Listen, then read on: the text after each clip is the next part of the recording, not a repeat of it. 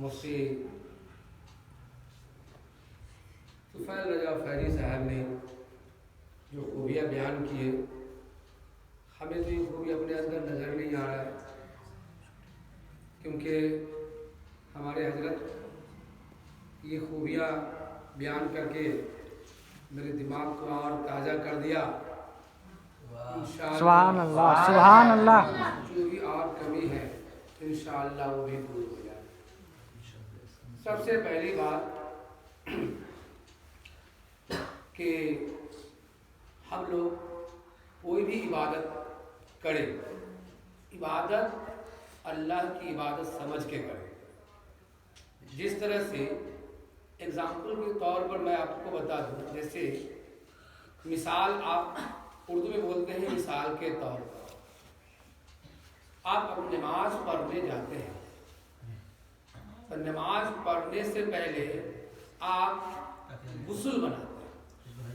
आप गुस्ल में 3 फर्ज है, वो फर्ज से गुजरते हैं। उसके बाद साफ सुथरा कपड़ा, पाक कपड़ा पहनते हैं। फिर मस्जिद आप जाते हैं, फिर मस्जिद में आप वजू बनाते हैं। नमाज के लिए वजू का होना जरूरी, गुस्ल का होना जरूरी। अब अल्लाह की इबादत करने जा रहे हैं, 3-4 लम्हों से गुजरना पड़ता है। पहला, आप गुस्ल किए। दूसरा, आपने साफ सुथरा कपड़ा पहना। तीसरा, आपने नमाज पढ़ने से पहले वजू बनाया। और वजू में भी सुन्नत और फर्ज दोनों है, आपने दोनों की अदायगी की। फिर आप मस्जिद गए या घर में नमाज पढ़े। मस्जिद गए तो भी सवाब मिलेगा, घर में पढ़ेंगे तो भी सवाब मिलेगा, लेकिन जमात का सवाब अलग है। जब हम नमाज पढ़ने जाते हैं तो सबसे पहले अपने आप को एक मुजरिम समझ के मस्जिद जाएं। आपके दिमाग में हो कि मैं अपने रब का मुजरिम हूं। जब तक आप ये दिमाग में नहीं रखेंगे कि मैं रब का मुजरिम नहीं हूं, तो आप मस्जिद में जाएंगे तो दुनिया की गुफ्तगू आपके ब्रेन में आएगी। क्योंकि आज के डेट में लोग ब्रेन से काम नहीं करता, लोगों से ब्रेन काम करवाता है। वाह, सुभान अल्लाह, सुभान अल्लाह। मैं बहुत ही बारीकी बात बोल रहा हूँ, भले जिनको जो समझ में आए, लेकिन पूरी तहकीकात के साथ बोल रहा हूँ। अभी आप नमाज पढ़ते हैं, तरह तरह की बात आपके दिमाग में आने लगता है। आता है, मुझे भी आता है, सबको आता है तरह तरह की बातें। खाना खाते हैं, तरह तरह की बातें आती है। क्यों? दिमाग से आप काम नहीं लेते, आपसे दिमाग काम लेता है। इसके पीछे रीजन क्या है? सबसे पहला रीजन ये है कि आप जब मस्जिद में नमाज पढ़ने गए तो आप सुन्नत अदा करते हैं। क्या कहते हैं?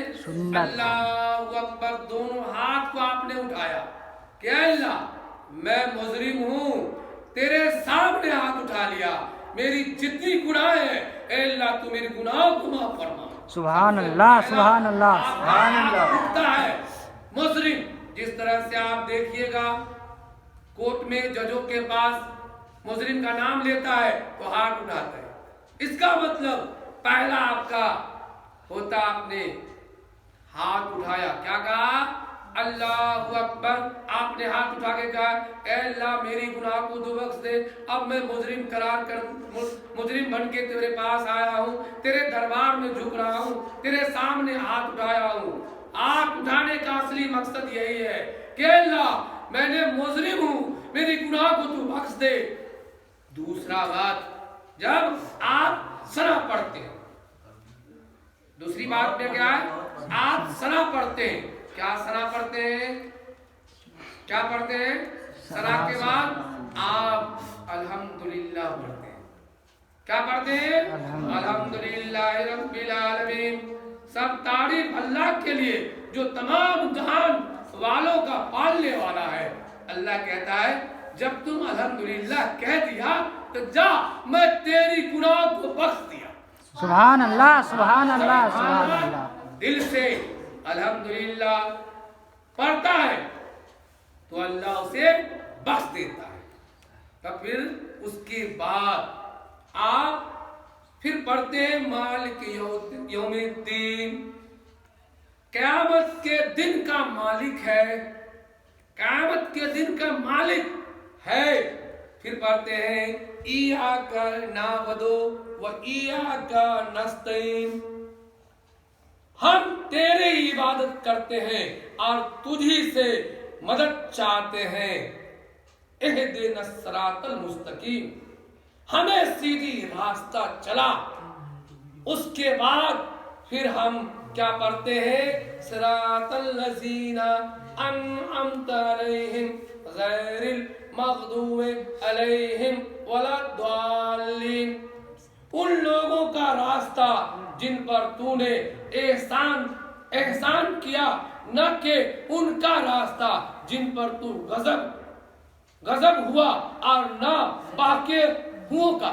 मतलब ये कि जिन पे तेरा इनाम व इकराम है, ए अल्लाह वो रास्ता दिखा, ऐसा रास्ता न दिखा जिसपे तेरा अज़ाब हो, ये रास्ता न दिखा।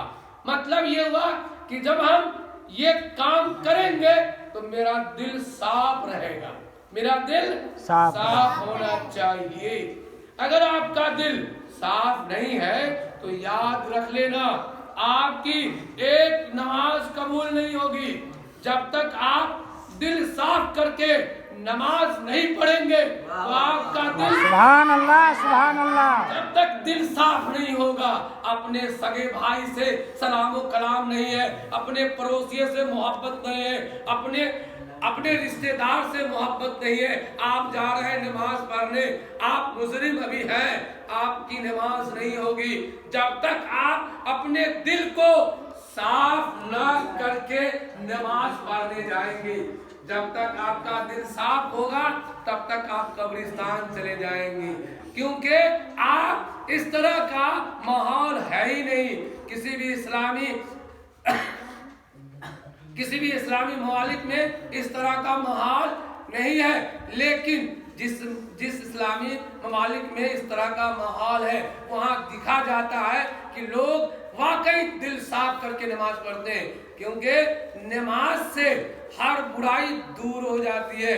पहला झूठ बोलना, ठगना, ताबीज लिख के पैसा कमाना, झूठी घूसी करके दूसरे को झंझट लगाना, चाहे पढ़ा लिखा हो या जाहिल हो, चाहे सुभान अल्लाह, सुभान अल्लाह, चाहे मुफ्ती हो, चाहे काजी हो, चाहे मास्टर हो या कोई भी हो, जब तक दूसरे का चुगली लगाएगा उसकी नमाज नहीं होगी। हम लोग कहते हैं ना, खाजा का दामन नहीं छोड़ेंगे, खाजा का दामन नहीं छोड़ेंगे। अरे पकड़ा कब, बोलो कब पकड़ा कि छोड़ेगा नहीं। ये बुलबुले बंगाल का लैंग्वेज है कि पकड़ा कब। अरे खाजा के दामन पकड़ने का मतलब हुआ झूठ नहीं बोलना, पहला नंबर। दूसरा नंबर, आम इंसानों की खिदमत करना, हिंदू हो, सिख हो, ईसाई हो, किसी भी धर्म का मानने वाला हो, आम इंसानों की खिदमत करना, उसको बोला जाता है खिदमते खल्क। जितने भी बुजुर्गाने दीन को अल्लाह अगर मिला है तो खिदमते खल्क से मिला है, अल्लाह की इबादत से मिला है, दिल साफ करके काम किया है तब मिला है। आज इस्लाम फैल रहा है, सिकुड़ नहीं रहा है, इसके जो अकाबिर हैं वो दिल साफ करके काम करते हैं। इसीलिए हम लोग भी अगर दिल साफ करके कोई काम करेंगे, इंशाअल्लाह तकलीफ तो होगी, मुसीबतें तो होगी, रोना तो अटकाएगा, लेकिन कामयाबी अल्लाह के हाथ में है। कोई ये कह दे कि हमारी इबादत से नमाज जन्नत मिल जाएगा, मेरे तकवा से जन्नत मिल जाएगा, नहीं। कल जब क़यामत का दिन होगा तो अल्लाह की मर्जी से आपको जन्नत मिलेगा। ना आपका तकवा काम आएगा, ना आपका रोजा काम आएगा, ना आपका हज काम आएगा। आपकी नमाज आपके चेहरे पर फेंक दी जाएगी। लो अपना नमाज, तुमने दिल से नमाज नहीं पढ़ा है, तुम कैसा नमाजी हो कि दिल से नमाज नहीं पढ़ा। तुम्हें सुभान अल्लाह, सुभान अल्लाह, सुभान अल्लाह। काम करेंगे दोजख का और जन्नत के उम्मीदवार बैठे हुए कि हम जन्नत में जाएंगे। 5 वक्त की नमाज पढ़ते हैं और दिन भर डंडी मारते हैं, दूसरे को बेवकूफ बनाते हैं, दूसरे का माल हड़पते हैं, दूसरे की जमीन को हड़प लेते हैं, कहते हैं मेरी जमीन है। इस तरह से आप अपने दिल को साफ करके रखिए। इंशाअल्लाह अगर दिल साफ है तो आपकी कामयाबी है। आपने देखा ना कि हमारे साथ इस मदरसे को तोड़ दिया, आपके देखा ना उस सब आदमी को क्या क्या हुआ। किसी का बेटा पागल हो गया, किसी का भाई मर गया, किसी का चचा मर गया, किसी के पेट में छुरा मार दिया। सबको जो जो इसको तोड़ा सबको अल्लाह ने घाटा पहुंचाया। मुझे अल्लाह ने दिखा दिया। मैंने अल्लाह से कहा कि इंसाफ करके दिखा, दुनिया में जैसे किया है हमको दुनिया में अल्लाह तू दिखा, बल्कि क़यामत के दिन नहीं देखूंगा। मेरे पास नहीं है सब्र, हमको जो मेरे मदरसे के तोड़ा है उसको देखा और दिखा दिया अल्लाह ने। अरे किसी को पेट में 3 बार टाका लग रहा है, किसी को 4 बार लग रहा है, किसी का बेटा पागल है, किसी की बेटी लोट हो गई, किसी के बेटा को लकवा मार दिया, किसी का बाप कट के मर गया। हमने देखा है अपने आंखों से कि मेरी दुआ अल्लाह ने कबूल कर लिया है। और मैंने देख करके ये मुझे और सब्र हो गया कि सुभान अल्लाह, सुभान अल्लाह। है मैं अपने बुजुर्गों दीन के प्रत्येक कदम को चूमता हूँ और उसके कदम से कदम मिला के चलना चाहता हूँ। हमारे जितने भी आलिम दीन हैं, हिंदुस्तान के जितने भी आलिम दीन हैं, ये शहाबुद्दीन नासिर को जानता है। जितने भी शायर हिंदुस्तान है सब ये शहाबुद्दीन को जानता है। किसी भी महफिल में जाता हूँ, एक बार मैं पटना अजीमाबाद के एक गाँव है जिसमें शहर है अजीमाबाद, एक जगह का नाम भी है, और पटना को तो अजीमाबाद पहला नाम अजीमाबाद ही था। पाटलिपुत्रा के बाद अजीमाबाद ही नाम पड़ा था। मैं जब वहाँ गया तो ये नातिया मुशायरा कलाम हो रहा था। हम जो देखे तो क्या रे ये मौलाना लोग तो लगते हैं जान पहचान के। हम जा करके सिर्फ सामने कुर्सी में जाके बैठ गए। तीसरे लाइन में कहा एक मौलाना खड़े हुए, कटक जियाउद्दीन, कहा देखो मेरा शेर मधुबनी से आया है जो शहाबुद्दीन नाम डायरेक्टर शहाबुद्दीन साहब बैठे हुए, आइए आइए आप स्टेज पर। जब मुझे स्टेज पर बुलाया तो सब मौलाना करे आप कहाँ सर, आप कहाँ। आप देखो ये है बुजुर्गानी दीन का फैज। सुभान अल्लाह, सुभान अल्लाह। जिसके सर पे बुजुर्गाने दीन का फैज है तो इंशाअल्लाह वो कामयाब है। आज हम अपनी माँ को एक रोटी नहीं खिलाते हैं, आज अपनी माँ को पैर नहीं दबाते हैं, आज अपनी माँ को खाना के लिए नहीं पूछते हैं, अफ्तारी के लिए एक कचरी के लिए नहीं पूछते हैं, एक बादाम के लिए नहीं पूछते हैं। आप मौलाना को खाना खिलाते हैं, आप बुजुर्गाने दीन के कब्रिस्तान में जाते हैं, कब्र पे जाते हैं। ये काम आने वाला आपको नहीं है। जब तक आपकी माँ राजी नहीं होगी आपका कोई इबादत कबूल नहीं होगा। जब तक आपका बाप राजी नहीं होगा एक इबादत कबूल नहीं होगा। क्योंकि हमारे नबी पाक सल्लल्लाहु अलैहि वसल्लम ने फरमा दिया कि जिसने अपनी माँ का नहीं वो मेरा भी नहीं है। सुभान अल्लाह, सुभान अल्लाह। मेरा भी नहीं है तो वो किसी इस्लाम में किसी मुसलमान के साथ रहता है, वो क्या मुसलमान हो सकता है? कभी नहीं हो सकता है। जब हमारे नबी ने ये फरमा दिया कि जो अपने माँ का नहीं वो मेरा नहीं, तो मस्जिद में जाए, नमाज पढ़े, मौलाना को खिलाए, पीर साहब को खिलाए, कब्रिस्तान जाए, मज़ारे में जाए। सुभान अल्लाह, सुभान अल्लाह। वाह वाह, क्या बात है। बाबू कोई काम नहीं आएगा। पहले अपनी माँ को जाके देखो, अपनी माँ से मिलो। हम तो देखें बहुत सारे आलिम भी अपनी माँ से खफा रहते हैं, बहुत सारे मास्टर भी अपनी माँ को नहीं देखते, बहुत सारे लोग अपनी माँ को नहीं देखते हैं। माँ को बुढ़िया कहता है और सास को अम्मी जान कहता है। ऐसे लोगों से दूर रहो, ऐसे लोगों से आप दूर रहिए। समझ लीजिए कि इसका पीडीएफ खराब है, इसका कुंडली खराब है, जिसका पीडीएफ और कुंडली खराब है उसके साथ रहिएगा, आप भी खराब हो जाइएगा। कहिएगा क्यों? जब बिजली का बिजली का तार कहीं गिर जाए और किसी एक आदमी को झटका लग जाए, आप उसको बचाने जाइएगा तो आप बचिएगा कि आप भी उसके लपेट में आइएगा? हम भी उसके लपेट में आ जाएंगे। भैया आप भी उसके लपेट में आइएगा। इसका क्या मतलब हुआ? इसका मतलब ये हुआ कि उसके किसी भी आदमी से आप दोस्ती करते हैं तो उसके घर का पता लीजिए, उसके घर जाइए, उसके माँ से पूछिए, उसके बाप से पूछिए, उसके पड़ोसी से पूछिए, उसके रिश्तेदार से पूछिए कि माँ बाप से खुश रहता है कि नहीं, इससे इसके बेटे हैं जो अपने माँ बाप को देखता है कि नहीं, तब उससे दोस्ती कीजिए। नहीं तो आप भी उसी तरह हो जाइएगा, क्योंकि सोबते असर सुभान अल्लाह सुभान अल्लाह अल्हम्दुलिल्लाह। नहीं, सोबते असर मतलब सोहबत का असर पड़ता है। सोबते असर मतलब आप देखिएगा, सांप जो है, सांप चंदन के लकड़ी में, चंदन के लकड़ी सुभान अल्लाह सुभान अल्लाह। पूरी जिंदगी सांप चंदन के लकड़ी में लिपटा रहता है, लेकिन चंदन की खुशबू उस सांप के अंदर नहीं जाता है। क्यों नहीं जाता है? कि सांप में चंदन की खुशबू नहीं जा सकती। वो दोनों दो चीज है। इसी तरह से हम आलिमों के साथ रहे, हम वलियों के साथ रहे, उसकी खुशबू नहीं आ सकती है जब तक आपका पीडीएफ ठीक नहीं होगा। पहले पीडीएफ ठीक करो, फिर आप आलिमों के साथ रहो। अपने से बड़ों के से इशारा करके पूछो कि मुझ में ये कमी है, ये कैसे दूर होगा। हम आलिम हैं तो आलिम से नहीं पूछेंगे, हम मौलवी हैं तो क्या मौलवी से नहीं पूछेंगे, हम मास्टर हैं तो क्या मास्टर से नहीं पूछेंगे। नहीं, हमारा वसूल है, हमारी जानकारी में अगर कोई बात ना हो तो हम उसे पूछना चाहिए। अगर आप अपनी पीडीएफ को अच्छा जानना चाहते हैं तो सबसे पहले अपनी माँ, अपने बाप, अपने भाई, अपने पड़ोसी से मोहब्बत करना सीखिए। अगर आपका भाई किसी वजह से नाराज है, छोड़ दीजिए उसको अपनी जगह पर, लेकिन आप अपनी शफकत जो है, आप अपनी मोहब्बत जारी रखिए तो इंशाअल्लाह उसे एहसास हो जाएगा कि नहीं, ये बात सही है। अगर तुमने देखा होगा, हमने तो ज्यादा दिन जो है स्कूल में ही गुजारा। अभी मुझे 25 साल स्कूल को हो गया है, नेशनल हाई स्कूल को 25 साल, 5 फरवरी को पक्का 25 साल हो जाएगा। ये 25 साल का मतलब हुआ मेरी आधी जिंदगी बहुवारा के सरजमीन पे गुजरा है।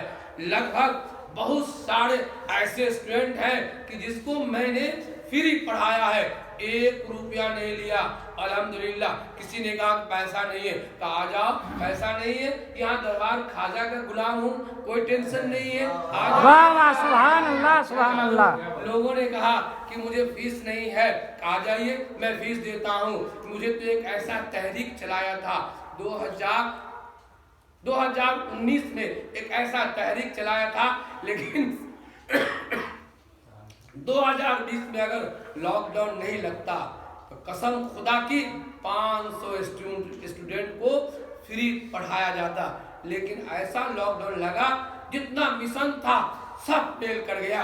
उस लॉकडाउन के बाद कमर ऐसा टूटा, लोगों को एहसास भी नहीं होने दिए कि भाई शहाबुद्दीन के पास क्या कमी हो गया।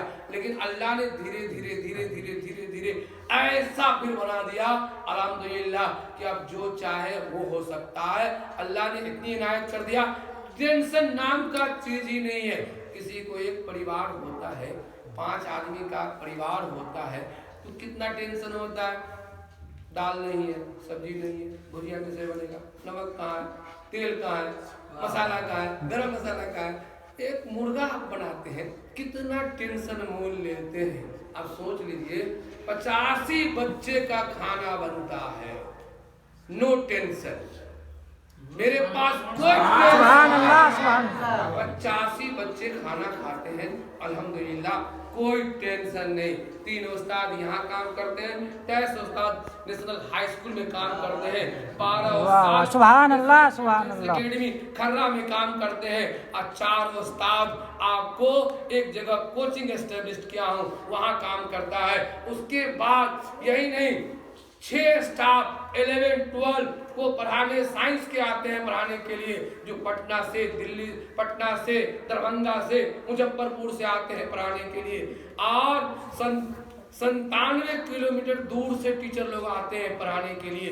अगर नहीं विश्वास हो तो मेरा PDF आके देख लो, मेरा फ्लैग आके देख लो, मेरा जो इंफ्रास्ट्रक्चर है उसको आप आके देख सकते हैं। क्योंकि मैं हवाई बात नहीं बोलता, जो भी बात बोलता हूँ जमीन से जुड़ा हुआ बात बोलता हूँ। अभी मेरे पास 11-12 के बच्चे हॉस्टल में भी रहते हैं, 4 और 4 8 बच्चे हमारे पास 11-12 के हॉस्टल में रहते हैं, जो मदरसा के ऊपर में हॉस्टल 11-12 का है।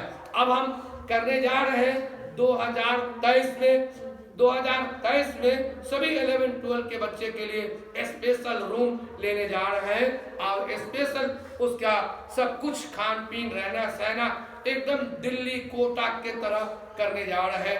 2023 में जो सेशन शुरू होगा तो उसमें हॉस्टल के बच्चे जो 11-12 के होंगे, एकदम स्टैंडर्ड मकान, पूरा टाइल्स लगा हुआ मकान उसके लिए होगा, सब कुछ स्टैंडर्ड इन्वर्टर के साथ, कोई टेंशन की बात नहीं होगी।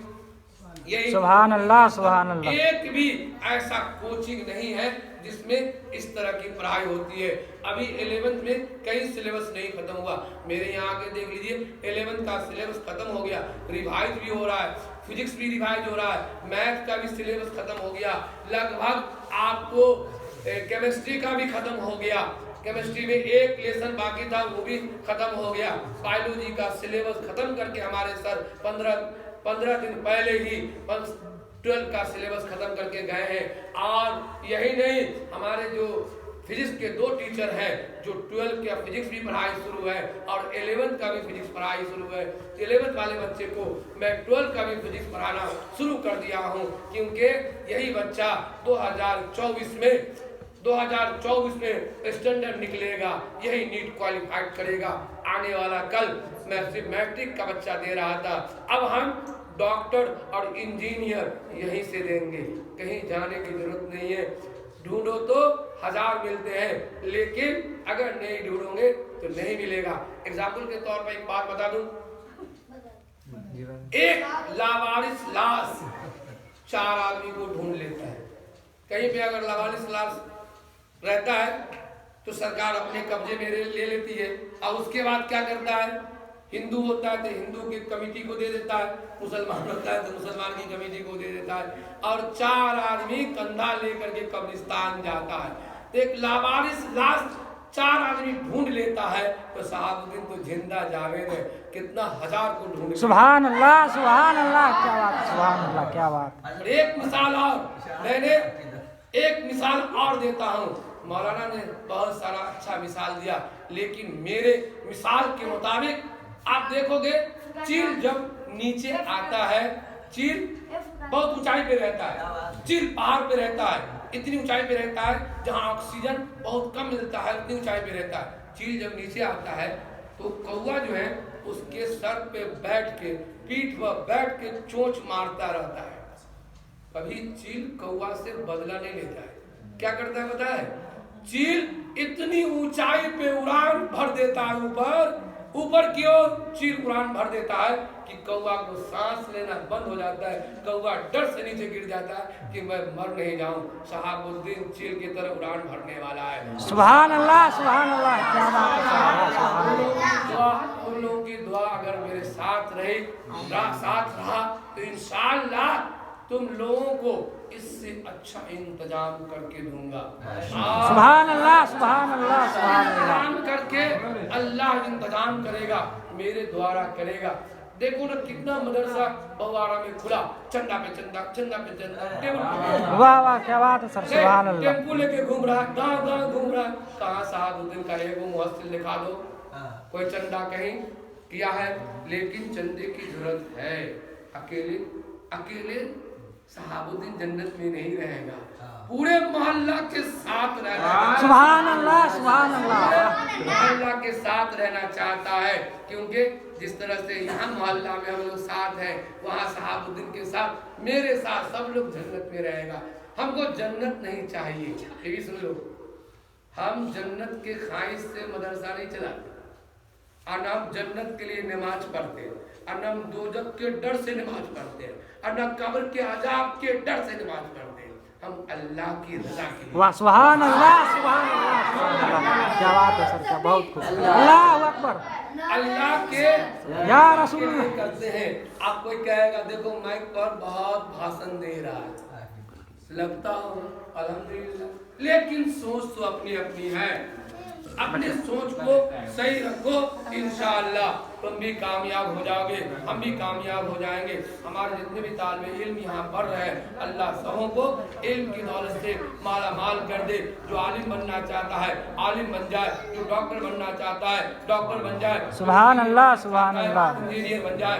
आपको पता नहीं कि काम करने में टाइम लगता है, भाषण देने में बहुत टाइम नहीं लगता, बिगाड़ने में टाइम नहीं लगता। 25 साल से नेशनल हाई स्कूल के भुवारा के सरजमीन पर मैंने नींव डाला था। किराए के मकान से लेकर के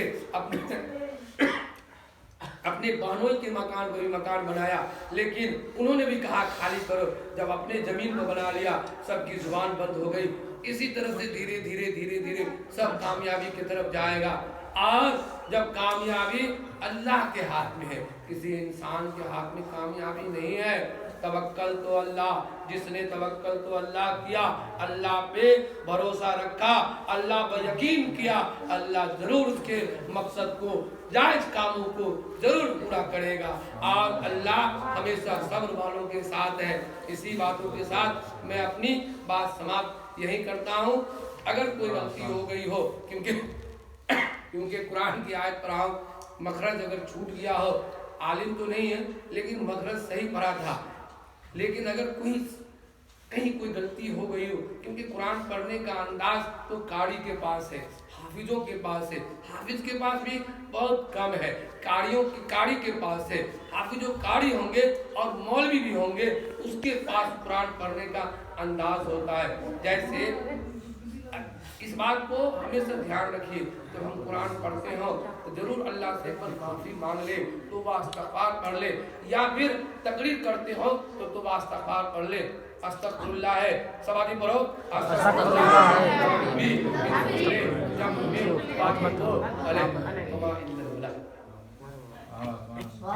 सुभान अल्लाह।